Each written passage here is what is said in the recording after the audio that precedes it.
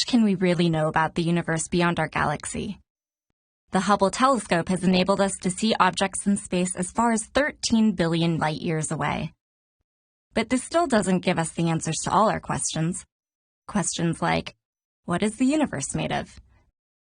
Which elements are the most abundant? Does space contain undiscovered forms of matter? Could there be antimatter stars? Or galaxies? Some of these questions cannot be answered solely from visual images. But what if we had messengers bringing us physical data from distant parts of the cosmos beyond the reach of explorers or satellites?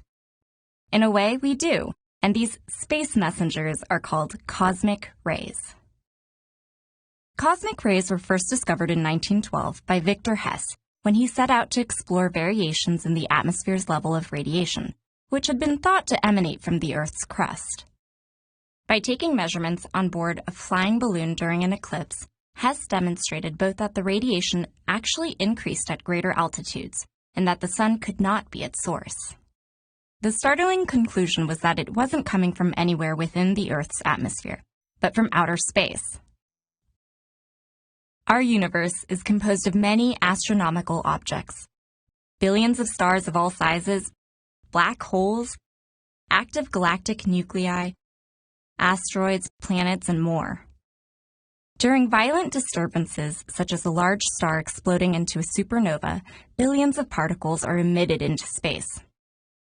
Although they are called rays, cosmic rays consist of these high-energy particles rather than the photons that make up light rays. While the light from an explosion travels in a straight line at its famous constant speed, the particles are trapped in extraordinary loops by magnetic shock waves generated by the explosion. Crossing back and forth through these magnetic field lines accelerates them to almost the speed of light before they escape. There are lots of cosmic rays in space, and some of these particles have traveled for billions of years before reaching Earth. When they enter our atmosphere, they collide with the molecules there, generating secondary cosmic rays, lighter particles with less energy than the original. Most of these are absorbed into the atmosphere, but some are able to reach the ground, even passing through our bodies. At sea level, this radiation is fairly low. But people who spend a lot of time at higher altitudes, such as airline crews, are exposed to much more. What makes cosmic rays useful as messengers is that they carry the traces of their origins. By studying the frequency with which different particles occur, scientists are able to determine the relative abundance of elements such as hydrogen and helium within the universe.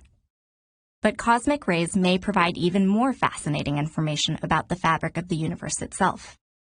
An experiment called the Alpha Magnetic Spectrometer, AMS, has recently been installed on board the International Space Station, containing several detectors that can separately measure a cosmic ray particle's velocity, trajectory, radiation, mass, and energy, as well as whether the particle is matter or antimatter. While the two are normally indistinguishable, their opposite charges enable them to be detected with the help of a magnet. The Alpha Magnetic Spectrometer is currently measuring 50 million particles per day, with information about each particle being sent in real time from the space station to the AMS control room at CERN. Over the upcoming months and years, it's expected to yield both amazing and useful information about antimatter, the possible existence of dark matter, and even possible ways to mitigate the effects of cosmic radiation on space travel.